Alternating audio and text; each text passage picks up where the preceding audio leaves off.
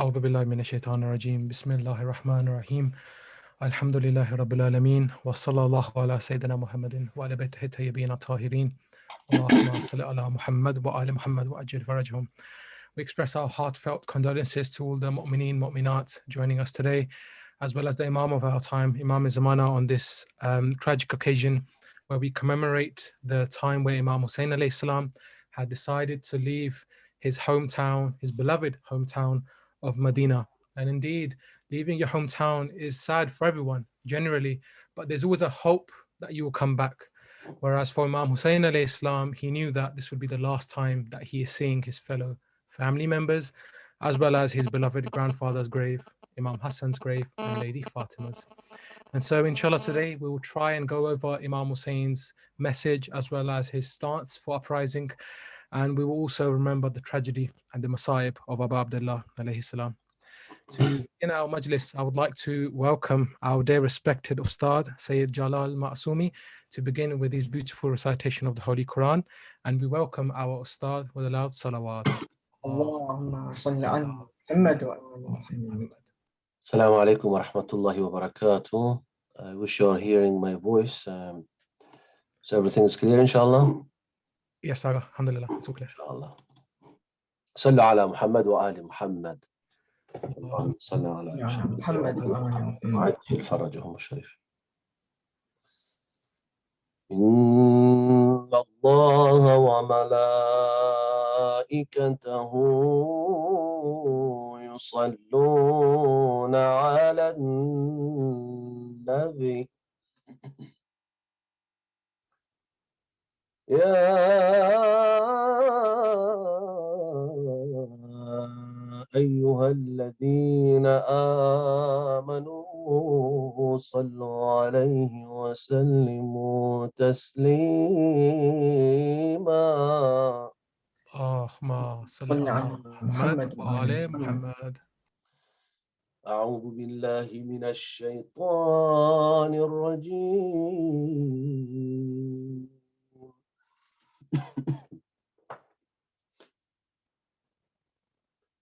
بسم الله الرحمن الرحيم.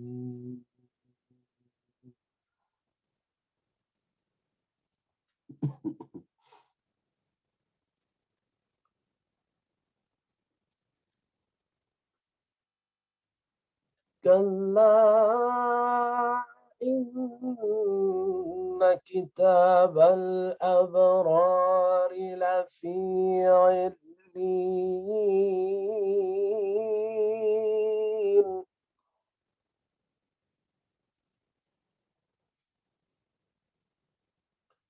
وما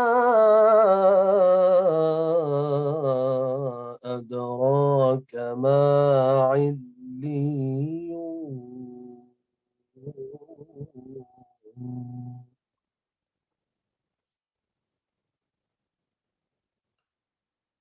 كتاب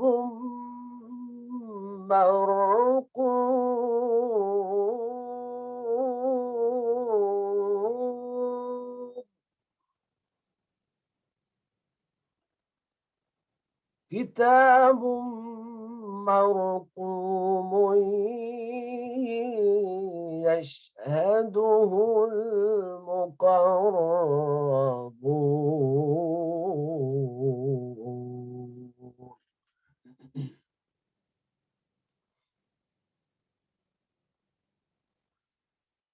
إن الأبرار لفي نعيم على الأرائك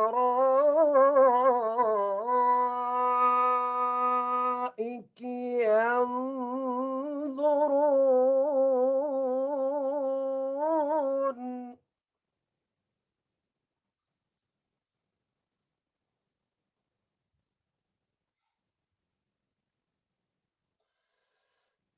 تعرف في وجوههم نضرة النعيم يسقون من رحيق مختوم ختامه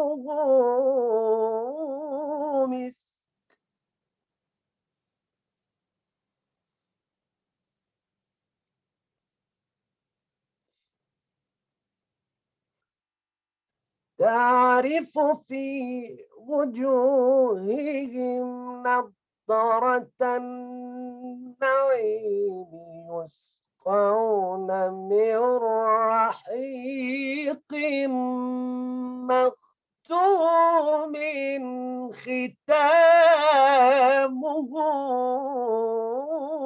مسك ختامه مسك ختامه مسك ختامه مسك وفي ذلك فليتنافس المتنافسون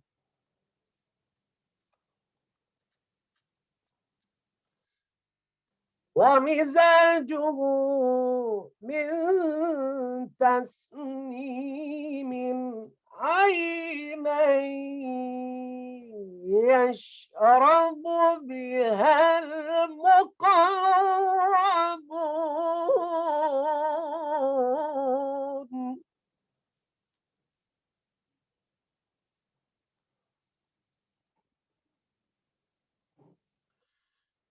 كلا إن الأبرار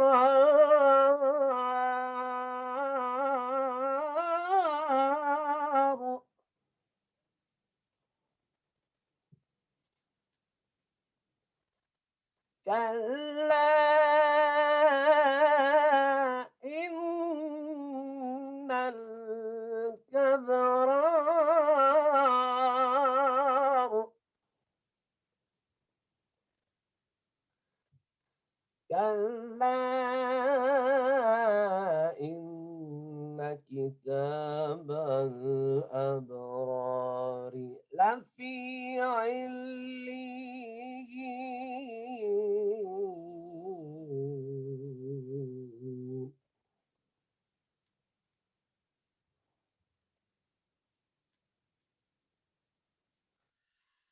كلا إن كتاب الأبرار لفي عليين وما أدراك ما عليون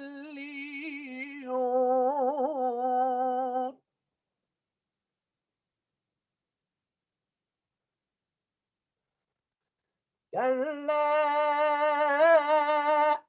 إن كتاب الأبرار لفي عليين وما أدراك ما عليون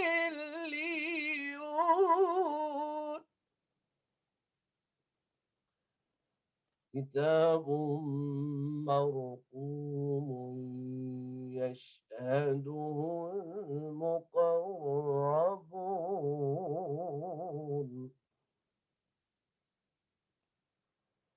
إن الأبرار لفي نعيم إن الأبرار لفي نعيم إن الأبرار لفي نعيم على الأرائك ينظرون تعرف في وجوههم نضرة النعيم يسقون من رحيق مختوم ختامه مسك ختامه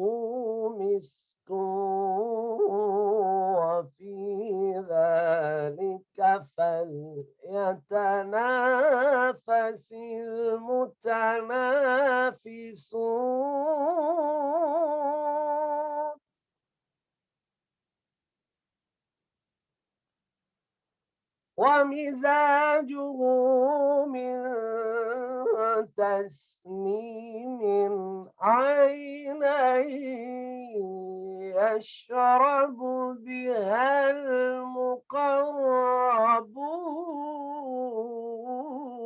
المقربون الله أكبر الله أكبر الله أكبر بسم الله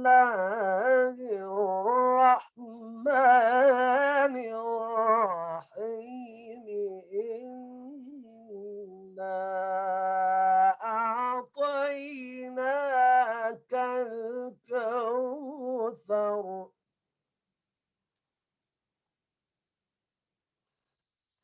إنا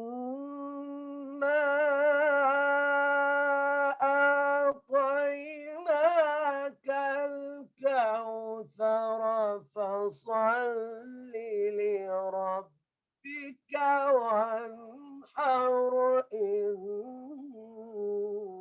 شانئك هو الأبتر فصل لربك وانحر إن شانئك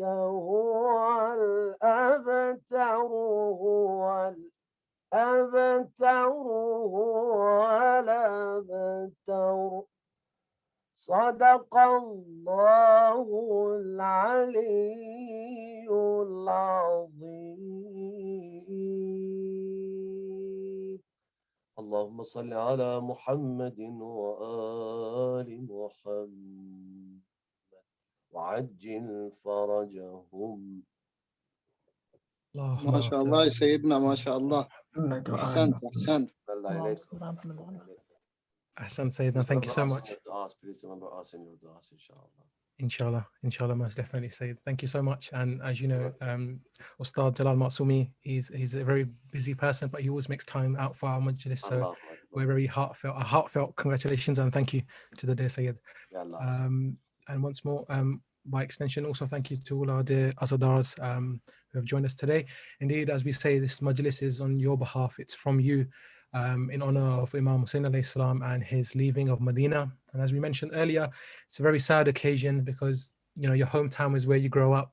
It's your memories, your family's there. And to leave in the manner Imam Hussain had to leave truly breaks the heart. And so I would like to now bring on to the virtual member, our dear brother, Abul Qasim Asadi, to please come forward and recite his poem in honor of Imam Hussain. And we welcome our dear brother with a loud salawat. اللهم صل على محمد وآل محمد وعجل فرجهم. Thank you. Imam Hussain alayhi salam departed from Medina on 28th of Rajab on a grand mission to save the ummah of his grandfather, Prophet Muhammad sallallahu alayhi wasallam. The enemy seeks allegiance. Yazid ibn Muawiyah feels an interference. The followers of Imam al-Hussain do not approve of Yazid, the current ruler. Therefore, Yazid wishes to buy these people by gaining the allegiance of Imam al-Hussain, the true leader. Never will this happen, said al-Hussain. A person like me can never pay allegiance to a person like you.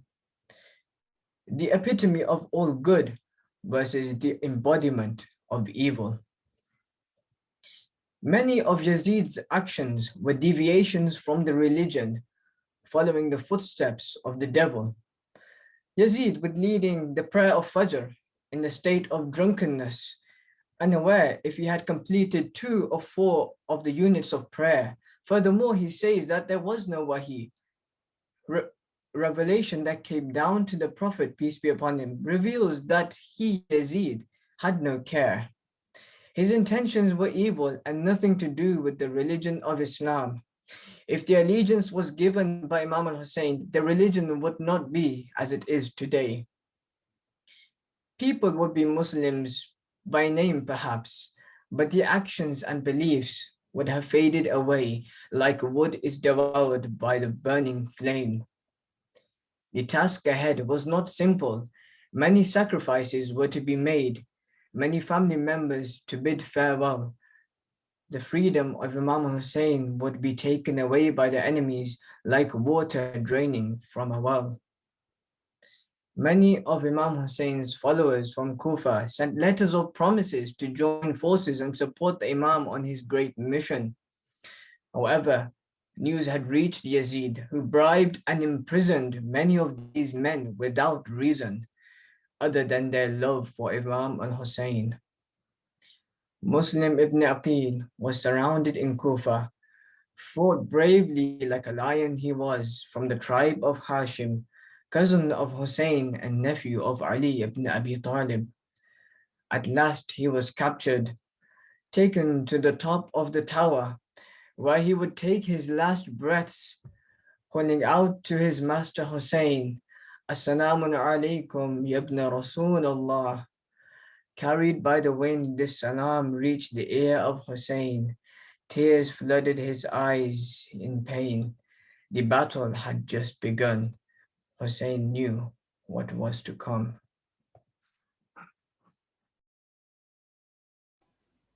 MashaAllah, dear brother. Allahumma salli ala Muhammad wa ali Muhammad wa ajil farajahum. Thank you so much for your very beautiful recitation. And we ask Allah subhanahu wa ta'ala to bless you further and your family, inshallah. As the brother was mentioning, Imam Hussain left. And before I welcome our dear brother Yusuf Ali Okera, who's joined us as well, Imam Hussain alayhi salam left on the 28th of Rajab, but the people would advise him, including his own brother Muhammad Hanafiya, that, oh Hussein, why are you leaving now? You don't have to leave. Why are you going towards Kufa? Eventually he was stopped in Karbala. Imam Hussain knew that. But he was set off originally for Kufa.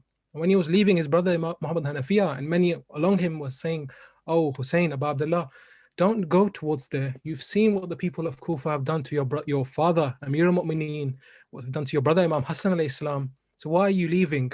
And Imam Hussain said, because the time is now right. I have to leave now.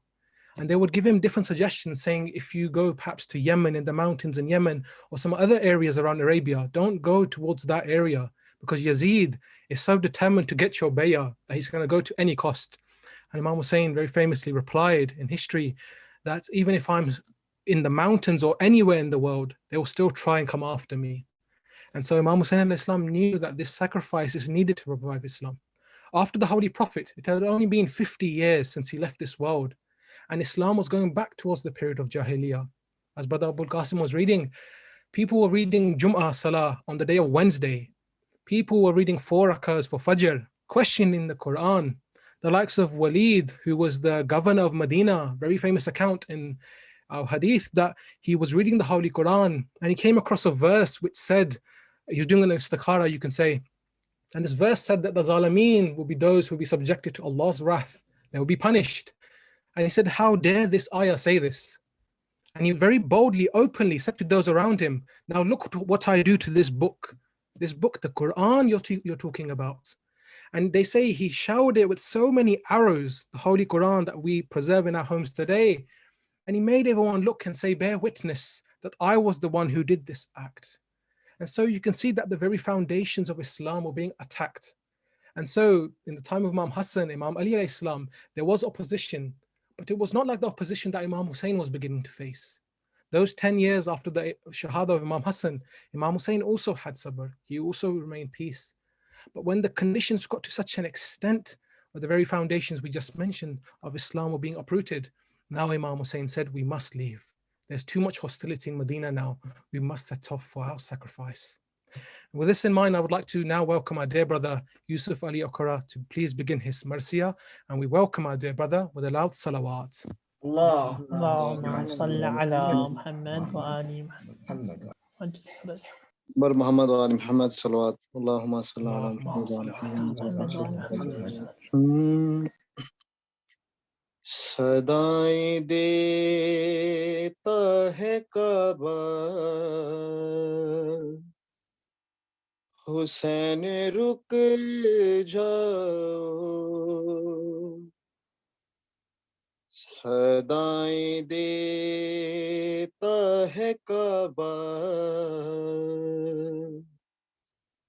Hussain रुक जाओ, ना बदलो हज का इरादा, ना बदलो हज का इरादा, हुसैन रुक जाओ, हुसैन रुक जाओ, सदाएं देता है काबा, हुसैन रुक जाओ, तुम अपने जद के मकामे हो, बेदयार नहीं, हुसैन मुझे को जमाने का एतबार नहीं, है साथ सानिए ज़हरा, है साथ सानिए ज़हरा, हुसैन रुक जाओ, हुसैन रुक जाओ, सदाएं देता है काबा, हुसैन रुक जाओ, तुम्हारे पाँव पकड़ती है सरज़मीने हरम, खुदा के वास्ते आगे ना अब बढ़ाओ कदम, ना जाओ जानिबे कूफा, ना जाओ जानिबे कूफा, हुसैन रुक जाओ, हुसैन रुक जाओ, सदाएं देता है काबा, हुसैन रुक जाओ, कहो रबाब सी बेशीर को भी ले आओ, अली की तरह यहाँ पर मकीन हो जाओ, तुम्हारा बच्चा है छोटा, तुम्हारा बच्चा है छोटा, हुसैन रुक जाओ, सदाएं देता है काबा,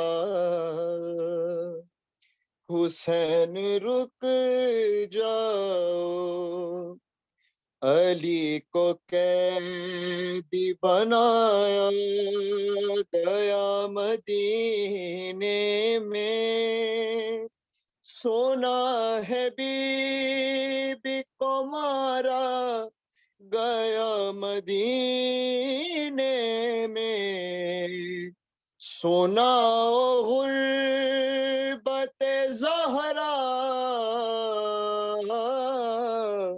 सुनाओ गुर्बत ज़हरा, हुसैन रुक जाओ, हुसैन रुक जाओ, सदाएं देता है काबा, हुसैन रुक जाओ,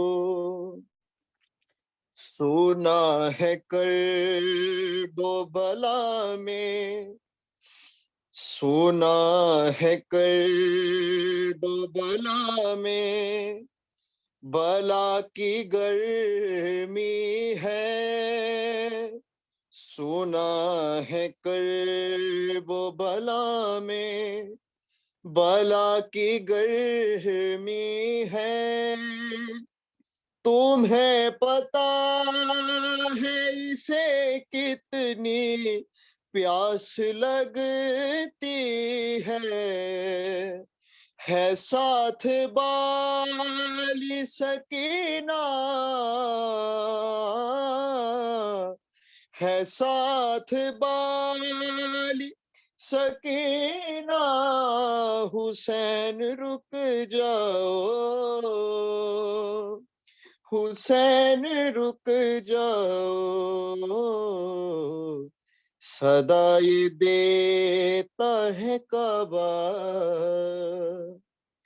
हुसैन रुक जाओ, लाइन फिरते हैं एहराम में लिए खंजर, तुम अपनी बहनों को ले आओ काबे के अंदर, हर एक संत है खतरा, हर एक संत है खतरा, हुसैन रुक जाओ, सदाई देता है काबा,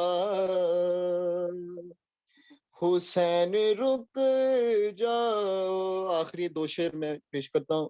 उन्हें खबर है न छोड़ेगी तुमको वो तन्हा, तुम्हारी माँ से ज्यादा चला नहीं जाता, है उनका पहलू शिकस्ता, है उनका पहलू शिकस्ता, हुसैन रुक जाओ, हुसैन रुक जाओ, सदाई देता है काबा, हुसैन रुक जाओ। मक्ता वो गम इमाम का सज्जाद किस तरह लिखे, निकल के मक्का से कितना हुसैन रोए थे, बुलाता रह गया काबा, बुलाता रह गया काबा, हुसैन रुक जाओ, हुसैन रुक जाओ, है सदाएं देता है काबा, हुसैन रुक जाओ। पर मोहम्मद और मोहम्मद सल्लल्लाहु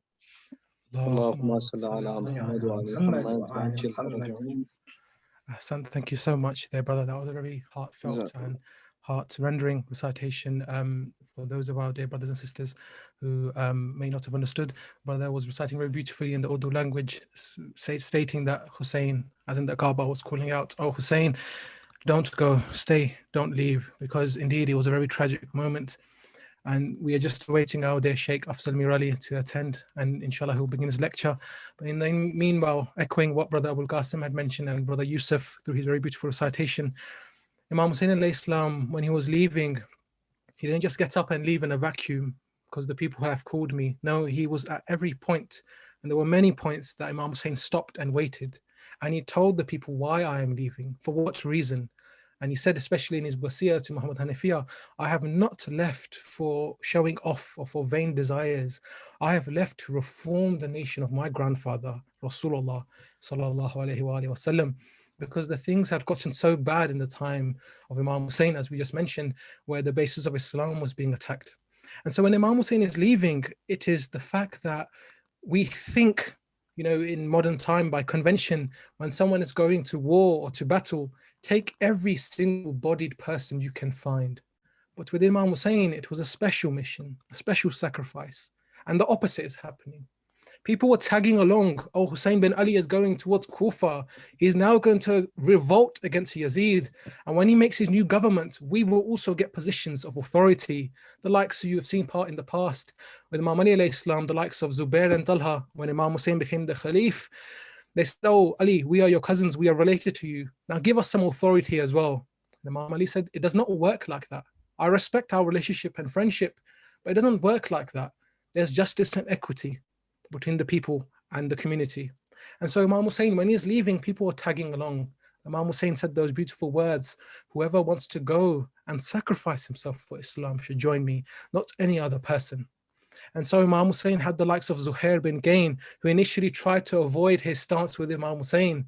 But when he heard and spoke to Imam Hussain in a private meeting, he was overwhelmed. And we find on the night of Ashura, the likes of Zuhair bin Gain standing and saying, oh, Abu Abdullah, for you, if I'm cut into 1,000 pieces, and those pieces are burnt, and it is scattered, my ashes are scattered into the air, and this happens 1,000 times, by Allah, I will never leave your side.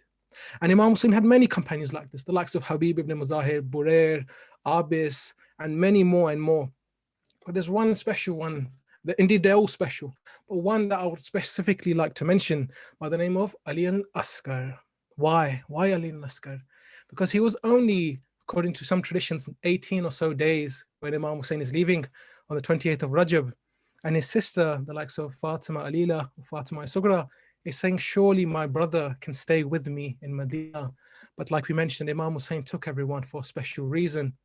And there's one small event I would like to share with you before passing on to our respected Sheikh who has arrived. In India, there was this Maulana, the Sheikh. He says, before I went to come to the Hawza, I was in India, he said, and the procession of Imam Hussain was being taken out into the streets.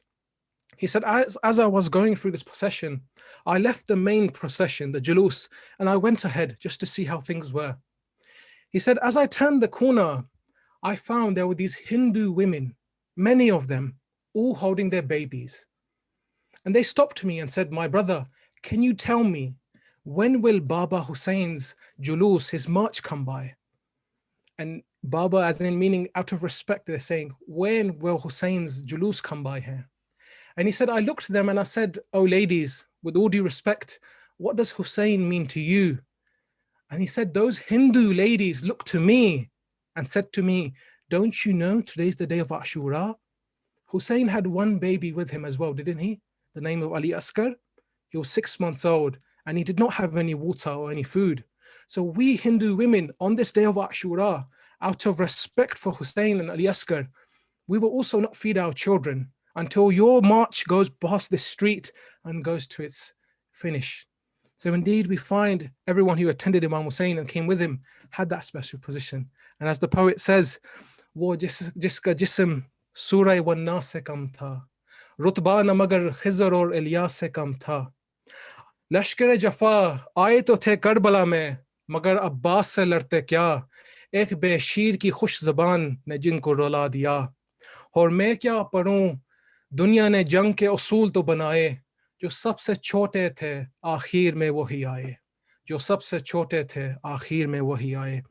With this in mind, I would now like to welcome Hujjat al-Islam al-Muslimin, our dear respected Sheikh Afzal Merali. And before that, we would like to recite aloud salawat.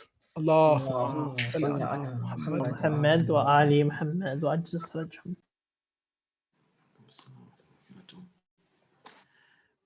Assalamu alaikum wa rahmatullahi wa barakatuh. Jazakumullah. First of all, before starting, I'd just like to take the opportunity to actually apologize for a small misunderstanding that happened on my end, that I had just had a small misunderstanding with regard to the timing. But alhamdulillah, we're all inshallah within this majlis. And let us start by reciting first salawat ala Muhammad wa ali Muhammad.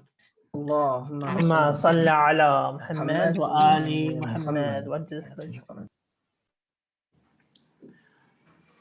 بسم الله الرحمن الرحيم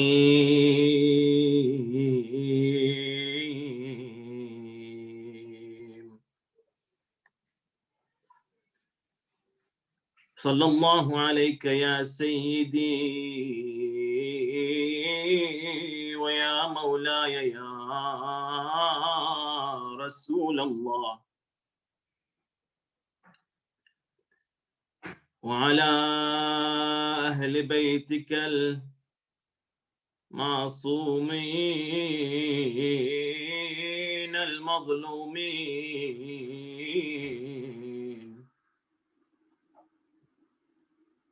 لعن الله الظالمين لكم من الأولين والآخرين صلى الله عليك يا سيدي ويا مولاي يا أبا عبد الله صلى الله عليك يا ابن رسول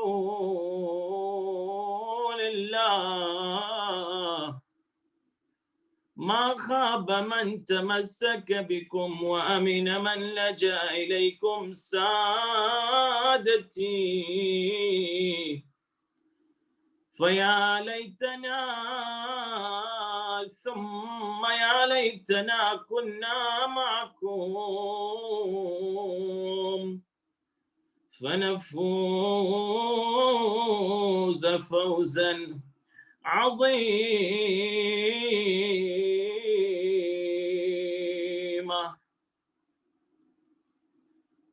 I'll recite just a couple of verses of poetry in the original poetry that was written by a lot of our, by some of our greatest Shia poets really a long time ago.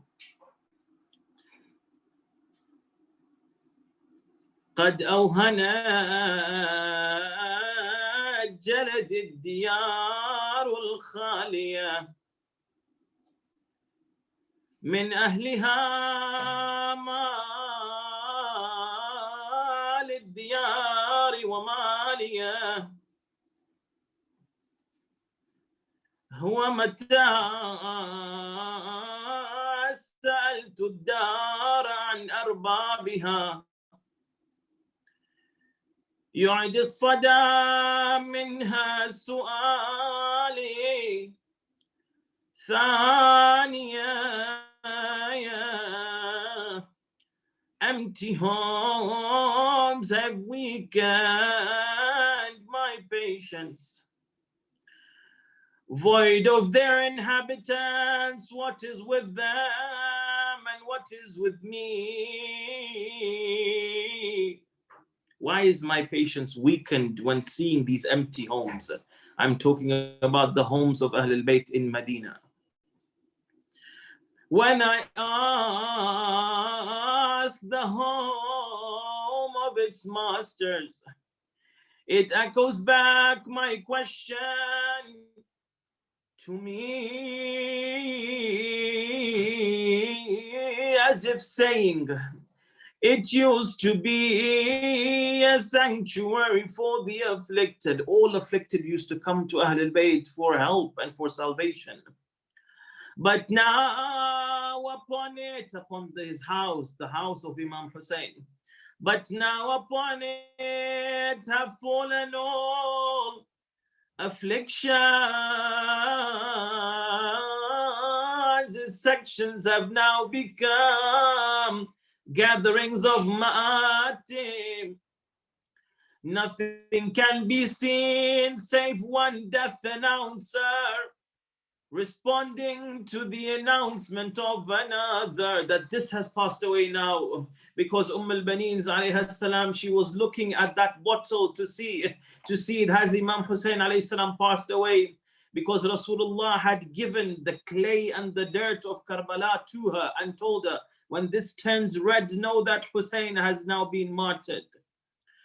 Hussain went to Iraq thinking that they had left Nifaq, but found that Iraq was as it was. They called him to bear trials and he responded and invited them to guidance, but They refused. Muslim hearts had become stiff and did not incline to guidance. Woe unto those hearts that had become so coarse, he did not experience the taste of their furat until he passed away thirsty until he was given ghusl with his red blood. Oh, son of the Prophet Mustafa and his successor, and the brother of the pure son of the Batul,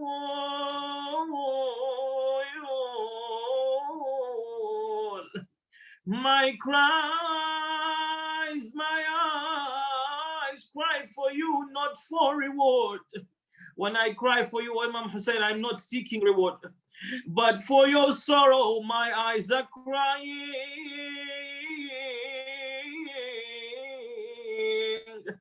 Can it be that Karbala becomes wet with your blood, but it does not? It does not become wet from my falling tears. Your bitter grief has made me forget my own griefs that have passed before, and as is those griefs that will come in life. The calamities of days are short, but then elapse, while your calamity will remain till the day of Qiyamah.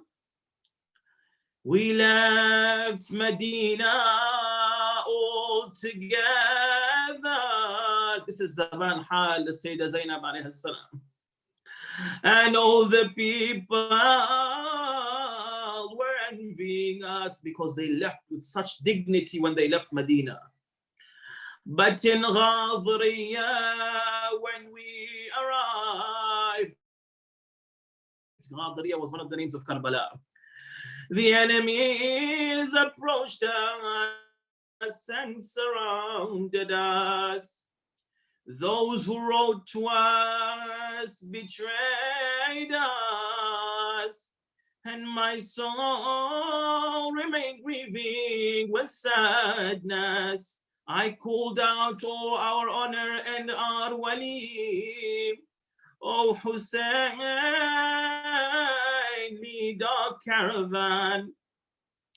Look at the crowds that gathered around us, wanting nothing save to kill you.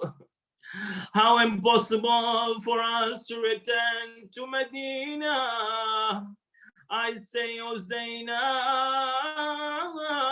you must see him laying on the ground, how they butchered him, and his dear Sakina, how they took her captive, and his dear Sakina, how they took her captive. Inna lillahi wa inna ilayhi raji'un. أما بعد فقد قال الله سبحانه وتعالى بسم الله الرحمن الرحيم والذين آمنوا واتبعتهم ذريتهم بإيمان ألحقنا بهم ذريتهم وما ألتناهم من عملهم من شيء كل امرئ بما كسب رهين. To hasten the reappearance of our 12th Imam Jalal Ta'ala Farajahu Sharif, perfume our majlis with the loud salat ala Muhammadin wa ali Muhammad. Allahumma salli ala Muhammad wa ali Muhammad. Ajil farajhum. May Allah subhanahu wa ta'ala bless you all for turning your minds to recite the salawat. And it truly reminds me of how normal times used to be. May Allah subhanahu wa ta'ala, with the blessing of this salawat, avert this bala and this affliction that we and the entire world is currently afflicted with, this pandemic. Again, let us recite a loud second salawat. Allahumma salli ala Muhammad wa ali Muhammad wa ajil farajhum. the issue of the departure of Imam Hussain salamullahi alayhi from the city of Medina, it had quite a lot of factors and quite a lot of background history to it that is necessary for a person to study if they can scientifically comment properly, in order for them to be able to scientifically comment properly and adequately about his uprising and what led him to go to Karbala. Allah subhanahu wa ta'ala, in this verse of the Holy Quran that I just recited, Allah says that, and those who believed and whose descendants followed them in faith, we will join them with their descendants, and we will not deprive them of anything of their deeds. Each person for what he has earned is retained, and they will be, inshallah, given that. After the martyrdom of Imam Ali salamullahi alayhi, Muawiyah was declared the Khalifa in Al-Quds in 40th AH. Imam Al-Hassan alayhi salam is still alive, and he is being made the Khalifa in Kufa. In Quds, that is to say in Palestine, which is considered to be a part of the province of Sham, the Levant area, Muawiyah, he took Sham to be his capital, and he was proclaimed to be the Khalifa in the Levant area, in Bilad al-Sham, which included Palestine as well. Before that, Muawiyah, during the time of the Khilaf of the second Khalifa, he was considered to be just a representative or a governor of Bilad al-Sham. Okay, he was considered to be a governor of Bilad al-Sham. But because of the fact that he he had this greed for authority, as a result, he kept that power just as a governor, and he continued in that position until what? Until Imam Ali alayhi salam was, of course, it also continued during the time of the Khilafah of the third Khalifa of Uthman. Finally, when Imam Ali salamullah alayhi came, he wanted to remove him. So Muawiyah would not accept. There was exchange of quite a few letters. He did not accept. In the end, Imam Ali alayhi salam went to the Battle of Siffin. The two armies met. It continued for a really long period of time, for a few months, approximately 7 months. Quite a lot of people were unfortunately martyred, but Muawiyah would just not budge. In the end, when Imam Ali alayhi salam's army almost overcame them and Muawiyah was almost captured, all of a sudden, we had the trick, the deception of Muawiyah and Amr ibn al-As by lifting the Holy Quran on the spears and trying to say that we are Muslims and we want truce. So there was a group of people that was not 100%, and not all the screws were all right. And unfortunately, they started they made a division in the army of Imam Ali salamullah alayhi, the Khawarij, and they considered ma'adallah Imam Ali salam to be, ma'adallah, they considered him to be a kafir. And they themselves, they are the practicing Muslims. And they wanted there to be a truce. As a result, Abu Musa al-Ash'ari was chosen from the side of Imam Ali alayhi salam, and he himself, Abu Musa al-Ash'ari, did not have that high regard from Imam Ali alayhi salam with regard to Imam Ali alayhi salam. But because of the fact that the people of Kufa would not all listen to Imam Ali alayhi salam, there was a factor of tribes, etc. What he wanted could not happen, and as a result, the people, especially the Khawarij, were they were threatening to divide Imam Ali alayhi salam's army. So he was forced to accept Abu Musa to take his side. Amr ibn al-As took the side of Muawiyah, and this tahkim, this truce, it failed. As a result, Imam alayhi salam pulled his army back to Kufa to regroup. Imam Ali alayhi salam wants to regroup. Muawiyah sends and he collaborates with an assassinator, Ibn Muljim, and Imam Ali alayhi salam, when he had just gathered the army again in the camp of Al-Nukhayla, Imam Ali alayhi salam was struck on his head in Shahr Ramadan. Now, what is happening? Imam Ali alayhi salam was then buried. Imam Al-Hassan alayhi salam took up the position, asking the people to give him bay'ah, give him the allegiance. The Muslim army from Kufa is already ready in Al-Nukhayla. So they were waiting, but the majority of them, they had already been bribed by Muawiyah. There were some assassins as well amongst them. So as a result, Imam Al-Hassan, when he went to lead the army as the new Khalifa, there were many assassination attempts on him, and he was even struck in the thigh with the knife. As a result, Imam Al-Hassan pulled back the army, and when that truce, when he saw Imam Al-Hassan that he had to save what few Shia were remaining, because the rest were not ready to fight, because the situation of Imam al-Hassan would have been the exact same situation of Imam Hussain. If Muawiyah's army had come, on the one hand, many innocent people would have been killed, many Shia would also have been killed. When I say the innocent, I'm now talking about people who do not consider themselves to actually be Shias or followers of Imam al-Hassan. They're just caught in the middle. So many of these will be collateral damage. Imam al-Hassan was forced to accept the truce with Muawiyah. Now, this was this truce that happened 7 months and 7 days after the war. The truce of Imam al-Hassan and Muawiyah. Now, Muawiyah, he took control by force, and then he went to the people now. He went to the Kufans and he came to them.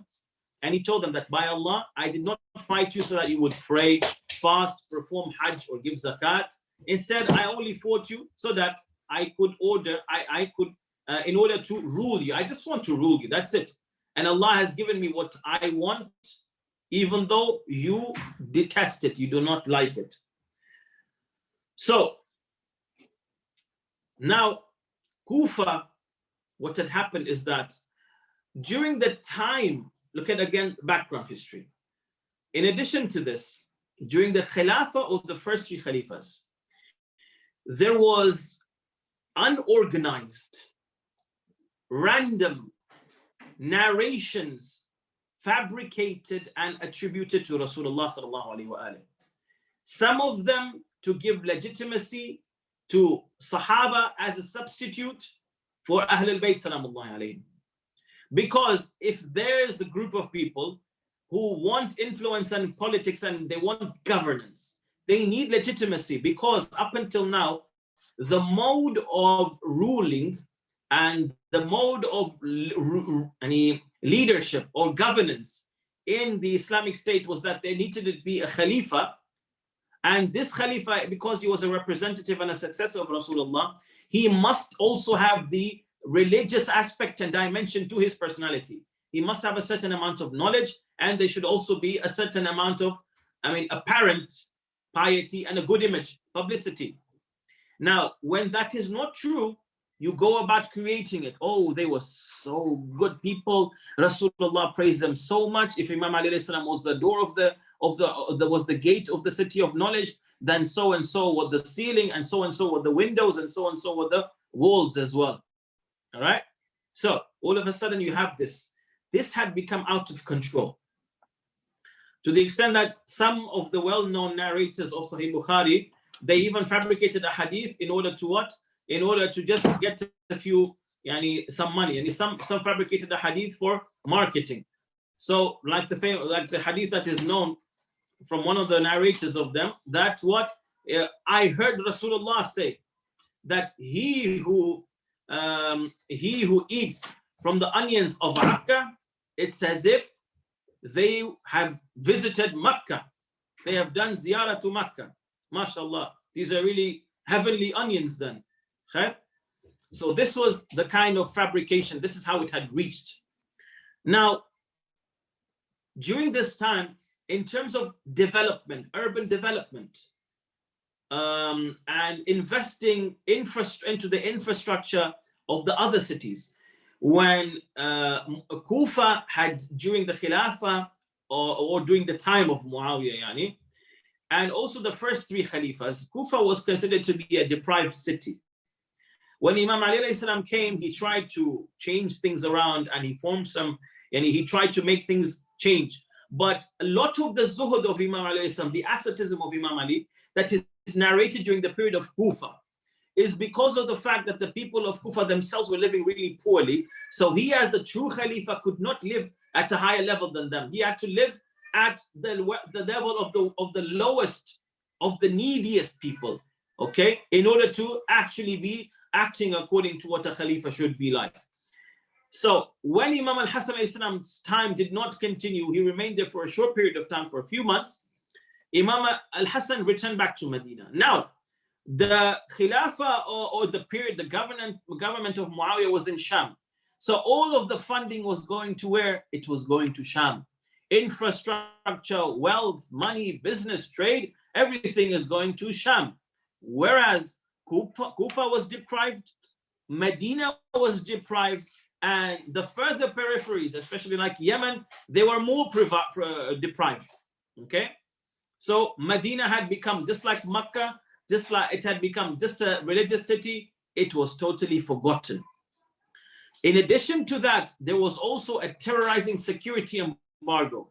Okay, there was isolation of these places, and there was like an embargo and a lot of trade going into these places, and a lot of security, a lot of espionage, spying. And who are these people? Who is going to visit Al-Hassan, Al-Hussein? Even before, during the time of Imam Ali alayhi salam, during the time of Imam Ali, sorry, it wasn't like that, but during the time of Muawiyah, Imam Al-Hassan, Imam Hussein, this was how things were.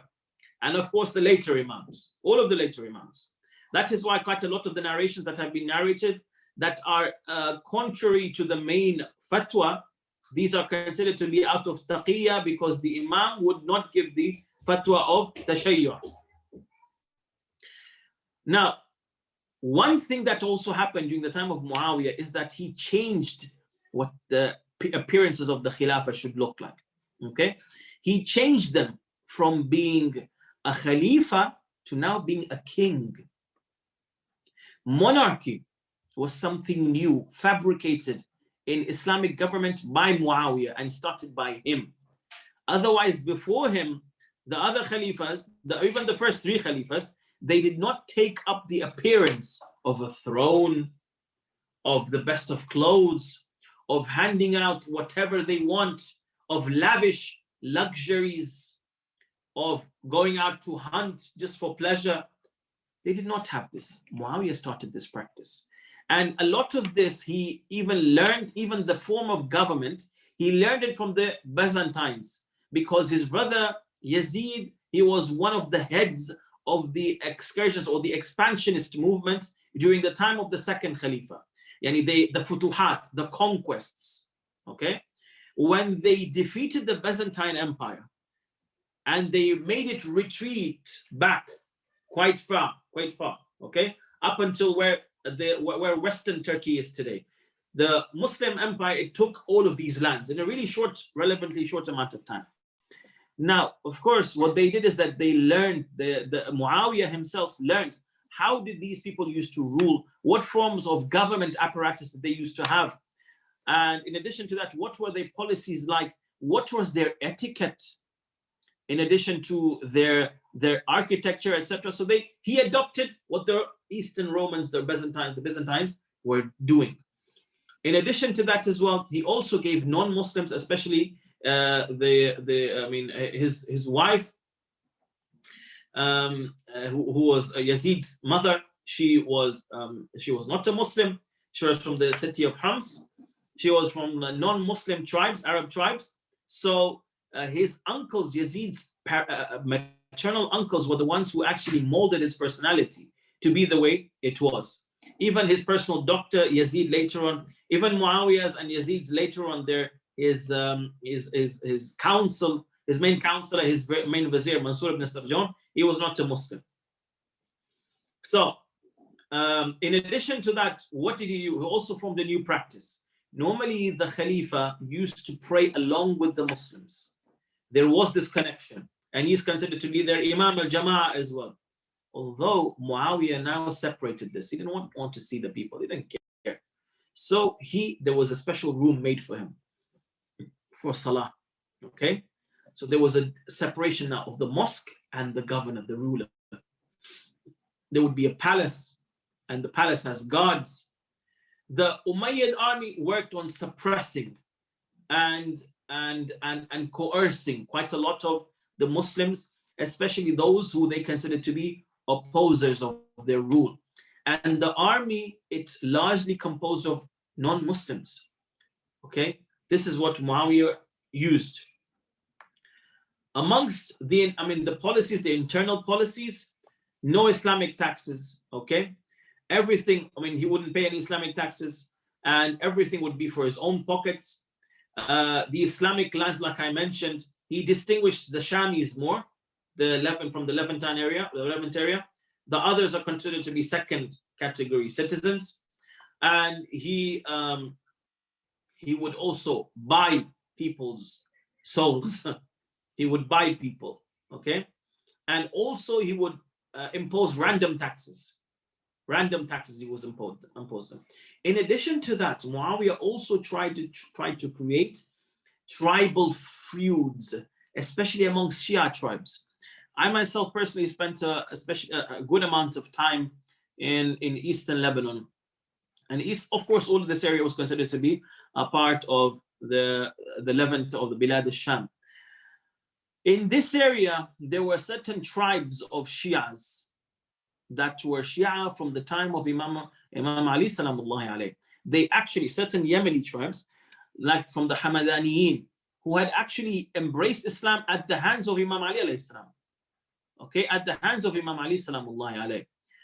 And because there was a period of time that Imam Ali alayhi salam spent in Yemen during the later life of Rasulullah sallallahu alayhi wa sallam, before Hajjat al-Wida. Now, during this period when Imam Ali alayhi salam, these people learned Islam from Imam Ali. They loved him, they loved his personality. They were muwalin, and they were also warriors. So the thing is, some of them moved later on after the Shahada of Imam Ali alayhi salam. They moved to and Imam al-Hassan. I'm not sure, but after the Shahada of Imam Ali alayhi salam, they moved to Bilad al-Sham, especially to Homs.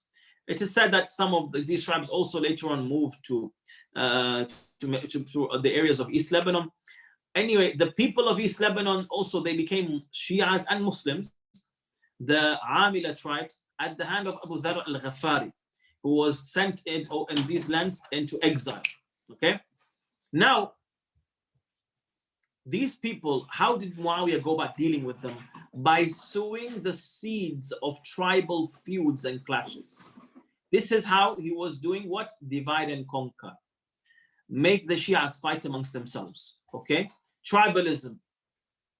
So this is something that Muawiyah did quite a lot. Number 3, deception. Muawiyah was a deceiver, and he would use all haram means, blatantly, easily. Spilling blood was nothing to him, was just like a piece of cake. Malik al-Ashtar, as he was being sent by Imam Ali alayhi salam from Kufa to go to Egypt to replace Muhammad bin Abi Bakr because of complaints against him. Okay, Malik al-Ashtar, before he was able to reach Egypt, he was poisoned by honey through one of Muawiyah's spies. So this was nothing to him.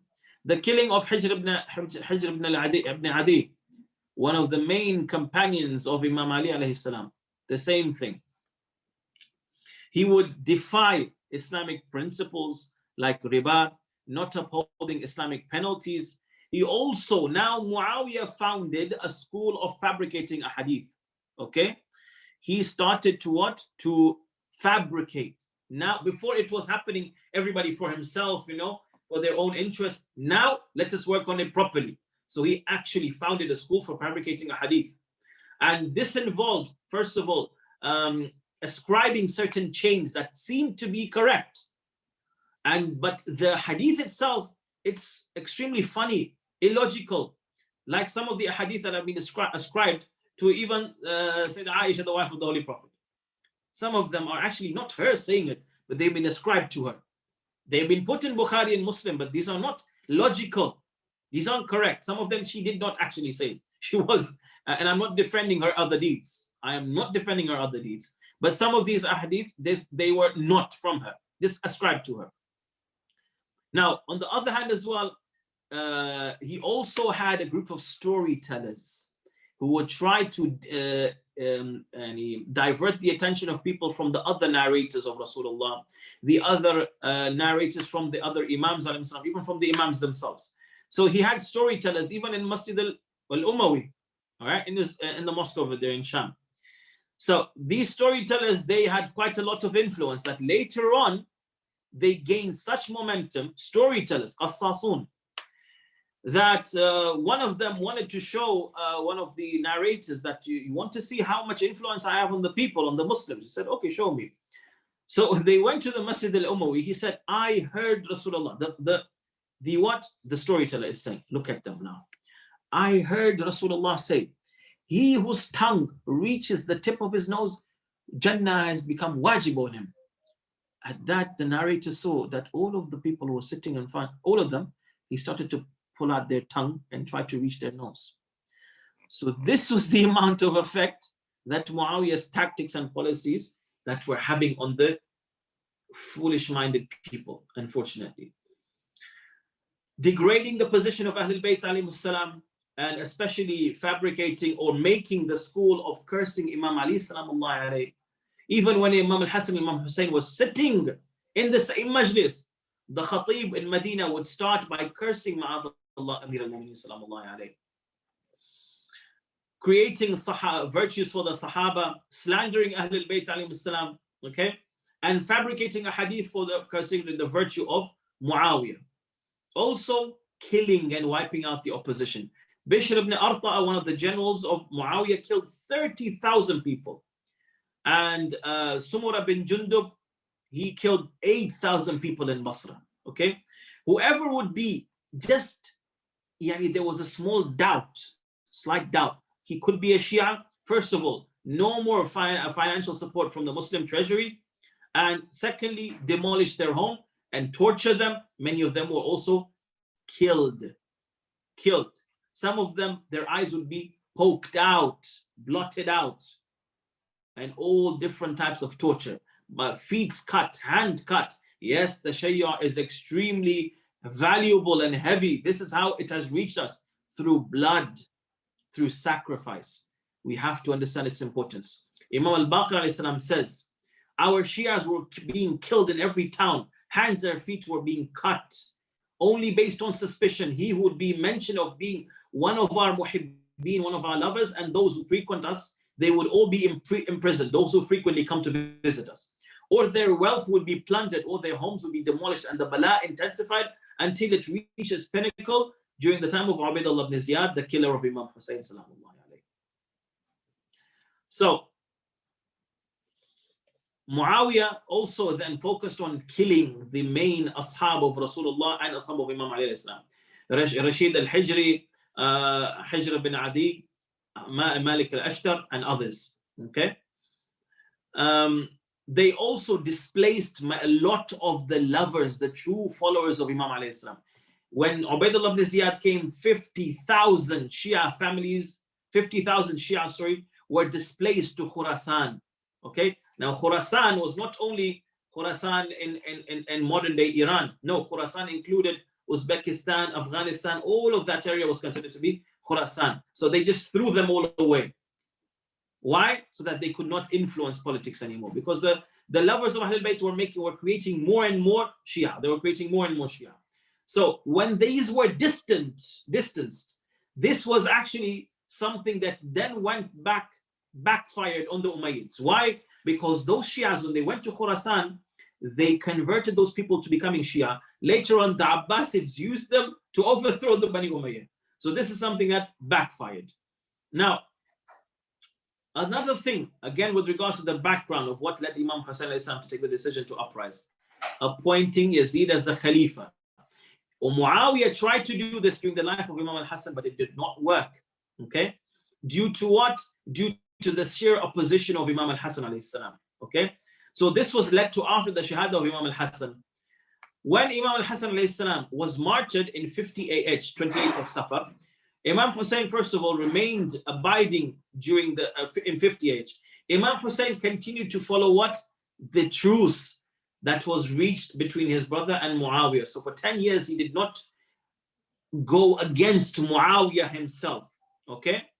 Because he did not want to break that truce. This was not against the morals, okay? And Imam was waiting for Muawiyah to break the truce first. He would not break any promise and any pact that he had reached to. So he was waiting.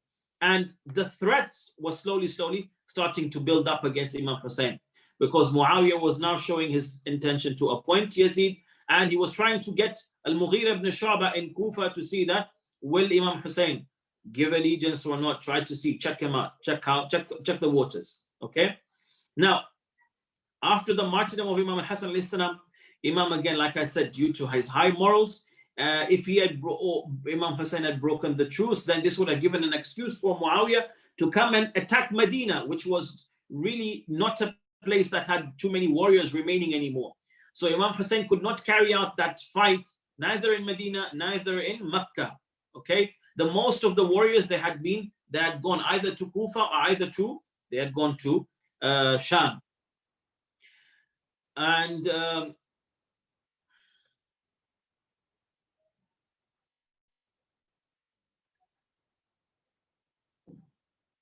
also the fact that Imam Hussain wanted to show that as I am abiding by these morals, I am not a normal person like Muawiyah. I am infallible. Because Muawiyah with his tricks was trying to show Imam Hussain to be just like any other normal person.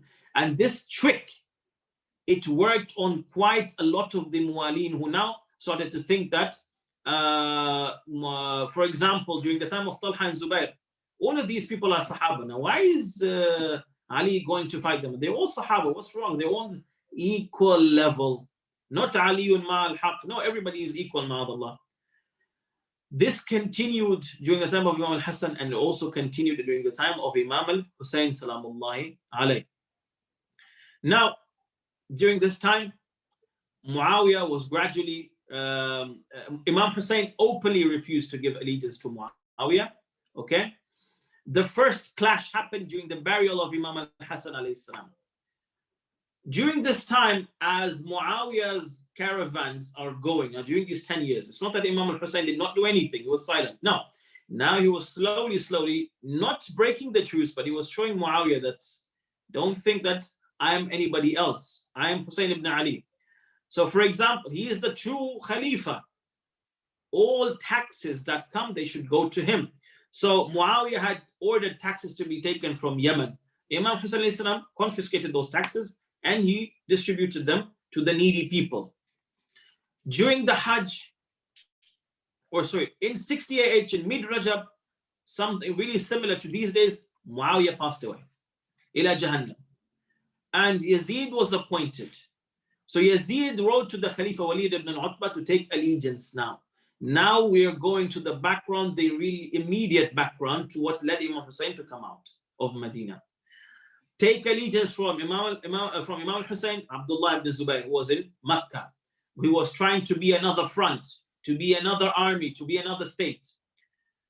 Even before people come to know, Marwan ibn al-Hakam with Al-Walid ibn Utbah, because Al-Walid ibn Utbah was more pacific. He did not like confrontations. Marwan told him, get allegiance from Hussein or kill him. Imam Hussain was summoned. He was in Masjid al-Nabi. He was with Banu Hashim. Banu Hashim come with them. Al-Walid tells them that Muawiyah is dead. Imam Hussain diplomatically says, Inna lillahi wa inna ilayhi raji'un. That is really good news. I'm saying it's good news, not Imam Hussain. And then they told him, now you have to give allegiance to Yazid. Imam Hussain then was trying to run away from this, and he just to deflect the question and telling them, look, man, it's not good for somebody like me to give allegiance in secret. If you want, let us do it in front of people. He's trying to, and he just procrastinate or just trying to brush it off.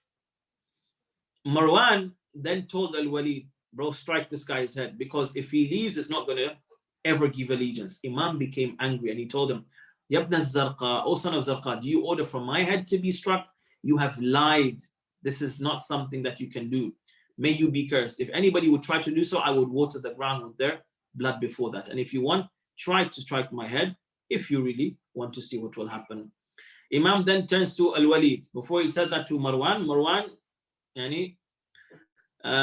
he loses all of his courage.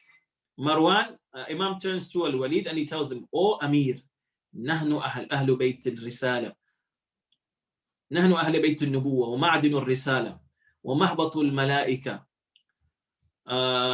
We are, O Amir, we are the household of prophethood, the core of the message, the place where the angels used to descend frequently, the place of divine mercy. With us, Allah started, and with Rasulullah, and of course, Nabi Adam alayhi salam, the household of prophethood. All of the prophets, they are their descendants. And with us will he finish with Al-Mahdi alayhi salam, and Yazid is a corrupt man, a killer of innocent souls, openly wicked, and the likes of me does not pay allegiance to the likes of him. Banu Hashim storm in because they heard, Imam had told them, if you hear my voice arising, then you come inside. They quickly stormed in. Imam Hussain alayhi salam now goes, he comes out and they go home. Imam Hussain salamullahi alayhi visits the grave of his grandfather, as I will come to mention now shortly. And then he writes his will to his brother Muhammad ibn al-Hanafiya, his half-brother, in which he says that that Hussein bears witness that there is no God but Allah, who has no partners, and that Muhammad is his servant and his messenger, who came with the truth from him, and that Jannah and Nar are haq, and up until the end of the wasiyah. And then when the Imam says that I have not come out seeking mischief or in vain, neither to cause corruption or to oppress anybody, verily I have come out to seek reform in the nation of my grandfather and my father, Ali ibn Abi Talib alayhi salam. Imam Hussain remained in Medina for 2 days and nights, and after that he started to prepare to leave openly. Imam Hussain left Medina openly, but he left Mecca in secret, because Yazid had already ordered spies to assassinate him. So he could not risk the sanctity of Mecca being violated.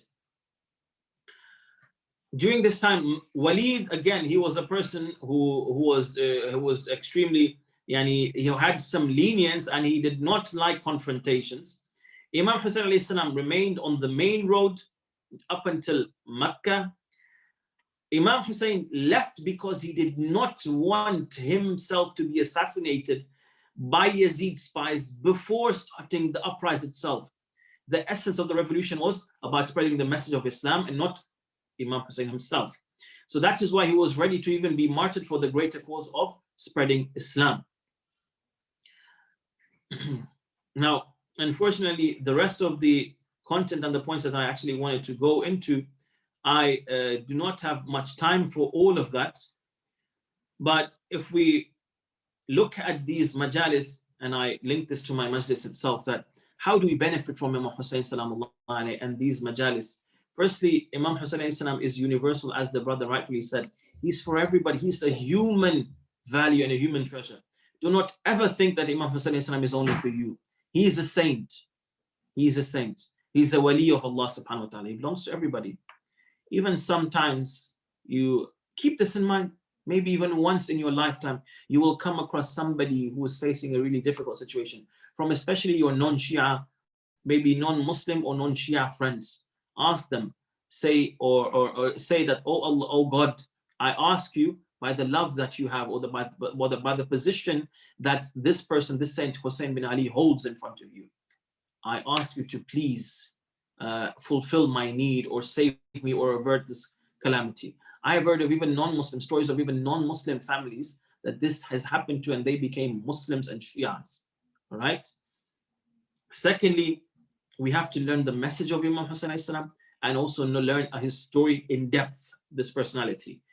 Also, we need to plan and to work collectively as a community, strategically, to practically benefit from Muharram, because it is a spiritual charge that should keep us charged, especially in this place where it is not an Islamic country, not an Islamic environment. And we need this push in order to always stay on the path of our Mawla Abu Abdullah al-Hussein salamullahi alayhim.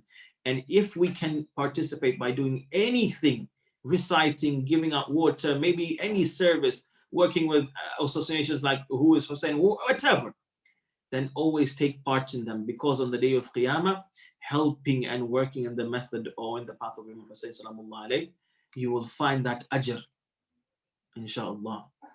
Imam Hussain alayhi salam, before leaving Al-Madinah, he went to visit the grave of his grandfather Rasulullah sallallahu alayhi wa alayhi. But he went to visit him the ziyarah of wida, the ziyarah of the final farewell, that he would not return back to visit that grave. Imam Hussain salam knew that he would not come back to the city of his grandfather Rasulullah, to Medina. And he knew that he would only meet the Rasulullah in the final abode, in the akhirah. And that he would not meet Rasulullah except after being martyred, and in order to complain of the calamity and disaster and the tragedy that had befallen him. So the Imam ﷺ came next to the grave of Rasulullah ﷺ, and he prayed 2 rak'at, and then he turned towards Rasulullah's grave and he said, "Oh Allah, Allahumma hadha qabru nabiyyika Muhammadin sallallahu alayhi wa alihi." That, oh Allah, this is the grave of your prophet, my grandfather Muhammad sallallahu alayhi wa alihi, and I am his grandson. And you know the affair that I am afflicted with. Oh Allah, I love enjoining the good, al-ma'ruf, and to forbid the evil. So I ask you, oh Dhal Jalali wal Ikram, I ask you by the right of this grave and the rank of he who is in this grave, for you to choose what is best for me, that which you are pleased with and your prophet is also pleased with. Imam Hussain salamullahi alayhi, it is narrated that as he was there, as he was continuously doing his ibadah in that night, he fell asleep, and all of a sudden he saw in his dream Rasulullah sallallahu alayhi wa alihi, who had come in a group and a big battalion of angels with him. Rasulullah meets Imam Hussain and he tells him that, "Oh my son," he meets him. Imam Hussain quickly starts to complain to his grandfather. Imam Hussain is still used to Rasulullah, the way that he used to deal with him when he was a young child. Rasulullah loved Imam Hussain and he loves him so much. Imam Hussain starts to complain to his grandfather and he tells him of what is happening to him. Rasulullah sallallahu alaihi wa alihi, as he embraces Imam Hussain, Imam Hussain tells him, Rasulullah tells him that you are going to be martyred and you're going to die. At that, Imam Hussain tells him that, "Oh grandfather, then take me with you." Rasulullah says, "No, that you have a position and a rank which you will not attain except with Shahada." Imam Hussain salamullahi alayhi gets up, and as he gets up, he writes, he says that, "No, I have to leave now," and he takes his decision. Immediately he orders Banu Hashim to get ready and to leave for Makkah. When Imam Hussain salamullahi alayhi arrives in Makkah, he then gives his bayan, he gives his speeches to the people who are now gathering for Hajj, explaining to them about his uprising, about what he wanted to do. As our Imam Hussain alayhi salam was coming for his tawaf, my dear brothers and sisters, the tawaf of Imam Hussain this time was not for Hajj. His talbiyah was not just for labbaik Allahumma labbaik, it was a special type of labbaik. Hussain finished his tawaf and bid farewell to the Hajj, the pilgrims. He rested by the Kaaba and removed the ihram. Hussain, he said takbir and his talbiyah, Allahu Akbar, labbaik Allahumma labbaik, and cried, "My Lord, you see my status. Kicked out of your house with no one to protect me. Labbaik, my Lord, in the most difficult hardship. Labbaik, help me in bearing calamities. Labbaik, grant me patience to leave loved ones. Labbaik, this is the musibah that all prophets cried for. Labbaik, let shivers slit my throat. Labbaik, let the hooves trample on my chest. Labbaik, if my grave has been dug in Karbala. Labbaik, to be buried with 70 of my companions. Labbaik, let my janazah swim in my blood. Labbaik, these are my children and my cousins. Labbaik, this is my supporter. Labbaik, this is Abbas, my flag bearer. Labbaik, let Sakina cry out thirst. Al-Atash, Al-Atash. Labbaik, this is Asghar, my heart. Labbaik, let him see on the ground. Labbaik, let me see him on the ground, and his cheeks covered in blood. Labbaik, let my breath finish out of my thirst. Labbaik, labbaik, labbaik, let my head be lifted on the spear. On the spear, labbaik, let me fall to the ground. Labbaik, to the heat of the sun and the crying of the women folk. Imam Hussain alayhi salam then turns towards Al-Ghadriya. He turns towards Karbala, and as Imam Hussain alayhi salam, he was going towards Karbala. Our Imam Salamullahi alayhi, it is narrated that it is not only Imam Hussain alayhi salam who found this land difficult. All of the Imams, Imam Ali Salamullahi alayhi also wept as he was passing this land. It is said that when Imam Hussain alayhi salam, arrived the land of Karbala, his horse would not take one step further, neither would any other horse take any further step. Imam Hussain came down from his horse and he asked, what is the name of this land? He was told it is called Al-Ghadriya. He asked, does it have another name? He was told it is called Al-Tufuf. He asked, does it have another name? He was told it is called Nainawa. Does it still have another name? In the end, he was told it is called Karbala. Our Imam Salamullahi alayhi says, Allahumma inni a'udhu bika min al-karbi wal-bala.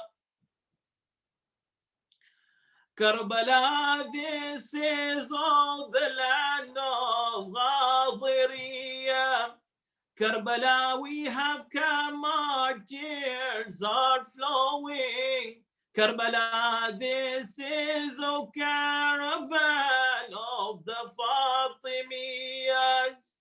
Karbala, this is the death has now come near. Karbala, oh you whose Masaib will fall upon me. It is said that Imam Hussain Salamullahi alayhi, as he came down, and all of a sudden, as he came to find that this is the land of Karbala, all of a sudden a wind blew in the faces of Ahlul Bayt alayhi salam. At that is Sayyidah Zainab Salamullahi alayha, she came to him, to her brother, to Imam Hussain, and she told him that, oh brother, I feel a really bad feeling towards this land in my heart. At that, Imam Hussain Salamullahi alayhi, he took her to a place in Karbala, in the land of Karbala, and he tells her that, oh my sister, this is where I'm going to be martyred, oh my sister. And she started to cry, wa Husayna, wa akha. He took her to another place near the river Furat, and he told her that, oh my sister, this is where my brother Abul Fadl Abbas is going to be martyred. And she cried, wa akha wa Abbasa. Karbala means running on the battlefield. Karbala means musiba after musiba. Karbala means a mother who's lost her son. Karbala means Hussein is slaughtered. Karbala means a child who is afraid of the enemies.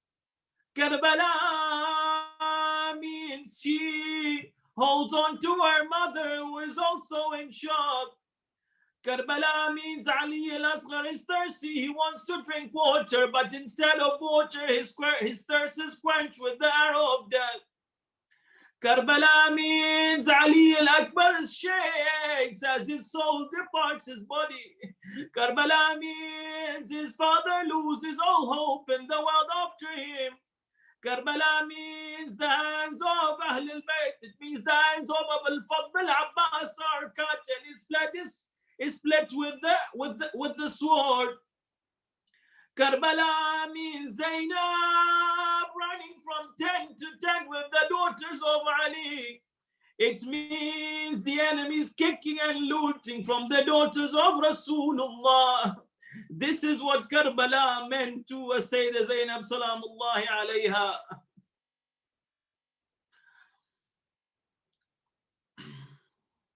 Ya nazilin بكربلاء هل عندكم خبر بقتلانا وما أعلامها. Oh, you who go to Karbala, do you have any news about our killed dear ones? Any information? What is the state of the body of that dead? In your land remained for 3 days, but no visitor came. By Allah was his janazah lifted, or did its Imam pray Salat al-Mayyit over it? Was it lifted? Inna lillahi wa inna ilayhi raji'un wa sayalamu alladhina zalamu ayya munqalabi yanqalibuna wal 'aqibatu lil muttaqin. Ya Allah, Allahumma inna nas'aluka wa nad'uka bismika al-'azim al-'azam al-'azz al-jall al-akram. Ya Allah, Allahumma ajil li walika al-faraj wal-nasr wal-'afiyah واجعلنا من أنصاره وأعوانه ومن المستشهدين بين يديه. Ya Allah, oh Allah Azza wa Jal, hasten the reappearance of our 12th Imam, Ajalallahu Ta'ala Farajahu Sharif. Oh Allah, make us amongst his followers. Oh Allah Azza wa Jal, make us amongst his beloved disciples who are obedient to him. And grant us, oh Allah, martyrdom on the path of our Imam, Ya Allah. Oh Allah, forgive our sins. Oh Allah, elevate our status. Have mercy over us, fulfill our needs.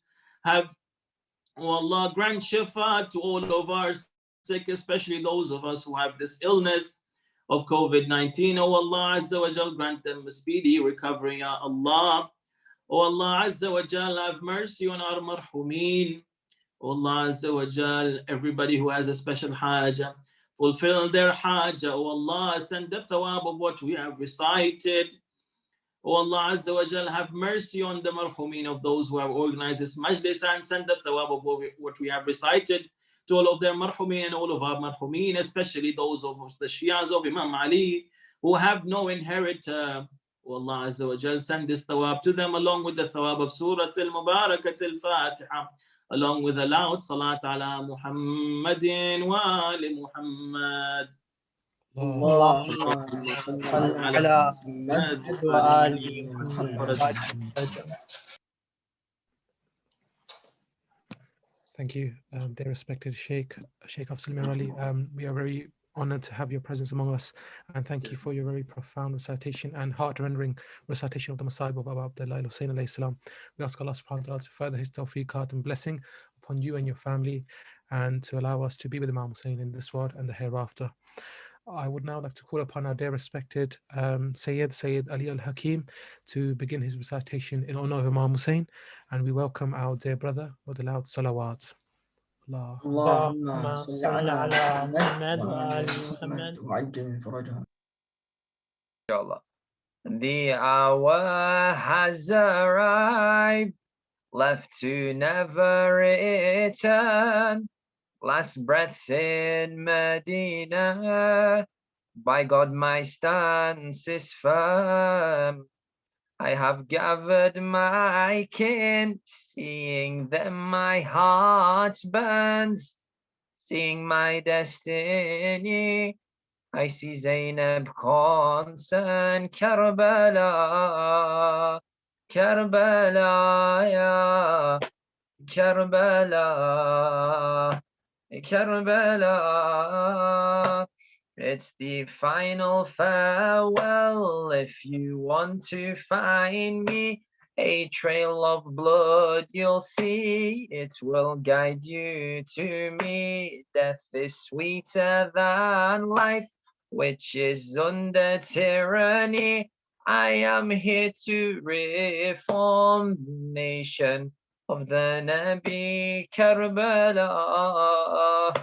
Karbala, Karbala, Karbala. Grandfather, you will miss me, soon we'll be united. I will yearn for your scent to guide. I'm invited, but I will be betrayed. Your women will be frightened. No one will protect them. They won't see me silent. Karbala, Karbala, Karbala, Karbala. So close and yet so far. The land which embraced you became hostile to me. My men 72 against the cruel world. They've come to my rescue. The world will see today what we already knew. Karbala, Karbala, Karbala, Karbala, a Shia of the future. Don't let the small numbers stop you in doing right. For in truth, there's honor, and disgraced is falsehood. Righteous live forever, tyrants always despair. Today rules the martyr. Karbala, Karbala, Karbala, Karbala, camp of Hussain. It's time to leave. Camp of Hussain. It's time to leave. During the night. O noble knights, for the battle prepare. To do this you did swear, an oath you took. By Allah's book, with Hussein you would stand. With Abbas give your hand, so shine your swords. You'll gain rewards, the angel does record. You do this for the Lord, camp of Hussein. It's time to leave, camp of Hussein. It's time to leave. Dust off your spears. There are no fears for tomorrow. Be brave. With pride, embrace your grave. Clean your armor. It's your honor. Your helmet is your crown. Kings prepare till sundown, from dusk till dawn. Your oath act on, for battle be ready.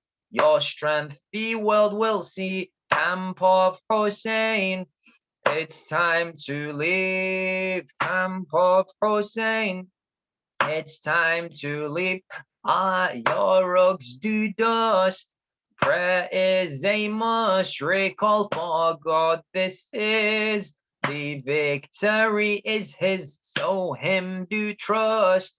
He is all just, you do give in his way. Both when you fight and pray, whisper his name. Do not have any shame, he'll aid you in your aim. He's the Lord of Hussein, camp of Hussein. It's time to leave, camp of Hussain. It's time to leave. Pack your arrows, prepare heroes, sacrifice your each breath. O kings, await your death, the end for all. The final fall is when the angel comes. True soldiers to him run, as you all do. God looks at you, gives you all aiding wings, showers you with blessings. Camp of Hussain, it's time to leave. Camp of Hussain, it's time to leave. Your horses feed, soon they will bleed. Lucky they are, for they aid Hussain on this day. Your flags attach, for them there is no match, and raise them with pride.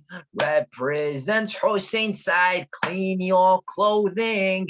Bring everything, oh lights amongst the crowd. Soon all you'll have is shrouds. Camp of Hussain, it's time to leave. Camp of Hussain, it's time to leave. Say your goodbyes. Wait your cries, tears in families' eyes. Only grief for them lies. Yourselves prepare. At the sky do stare, and now say your last prayer.